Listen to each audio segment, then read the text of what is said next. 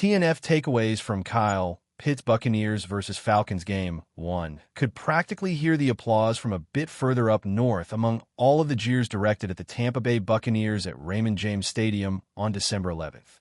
Following the Bucs' 29-28 loss to the Atlanta Falcons on Thursday Night Football, the Carolina Panthers are now the only team in first position in the NFC South. Although the Buccaneers appear particularly susceptible lately, Carolina still needs to play Tampa Bay twice this season in games that will probably decide the division title. The Panthers have taken a lead in the NFC South as a result of their opening Week 15 loss, which was also their fifth defeat in the previous 6 games. Atlanta, on the other hand, can take pleasure in spoiling the 4-time division winners.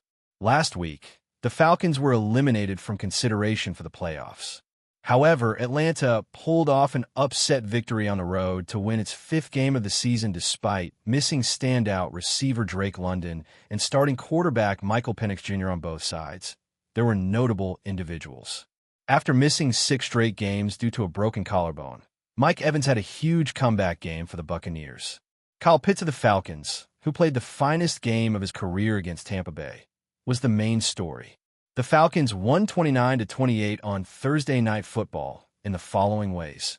Takeaways from the Buccaneers versus Falcons game. Mike Evans was missed by Baker Mayfield. I truly miss Mike Evans. Before making his comeback against the Falcons in Week 15, the season wideout had missed 6 straight games due to a broken collarbone.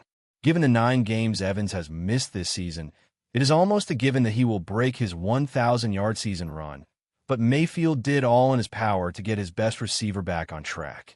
Evans was targeted 12 times by the Bucs quarterback on Thursday Night Football, 5 times more than Emeka Egbuka, his second most targeted pass catcher. As a result, the 12-year veteran had a night of 6 catches and 132 yards. Evans demonstrated a lot of evidence that he has more left in him, even though he isn't quite back to his 1,000-yard pace. The 45-yard reception he made above Falcons defender Kobe Bryant's outstretched head and arms was his most memorable catch of the evening. It was a true example of mossing. The Falcons are a careless club, but they do have a pass rush at last. On Thursday Night Football, first-round rookie James Pearce Jr. recorded 2 of his team's 5 sacks, and Mayfield was under constant pressure. As a rookie, Pearce is on the verge of becoming the first Falcons player to record 10 sacks in a season since Vic Beasley in 2016. Pearce was a plus, but the penalties were a drawback.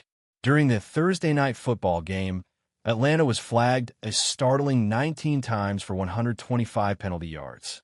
The Bucs had 2 free first downs and goal-to-go scenarios because the Falcons were playing red zone defense, which included 2 in one drive.